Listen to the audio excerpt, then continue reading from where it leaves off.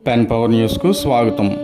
చారిత్రాత్మక ప్రసిద్ధ పుణ్యక్షేత్రం శ్రీ శ్రీ శ్రీ బ్రహ్మలింగేశ్వర స్వామివారి ఆలయానికి అభిముఖంగా ఉన్న త్రిశూల పర్వతంపై కృత్తిక అఖండ జ్యోతి కార్యక్రమం నిర్వహిస్తున్నారు. అనకాపల్లి జిల్లా నర్సీపట్నం మున్సిపాలిటీ శివారులో వరహానదీ తీరంలో వేంచేసి ఉన్న శ్రీ శ్రీ శ్రీ బ్రహ్మలింగేశ్వర స్వామివారి ఆలయ ఉత్సవ కమిటీ ఈ నిర్ణయం తీసుకుంది. నవంబర్ 15న కార్తీక పౌర్ణమి సందర్భంగా ఈ అఖండ జ్యోతి ఏర్పాటుకు కమిటీ నిర్ణయం తీసుకుంది.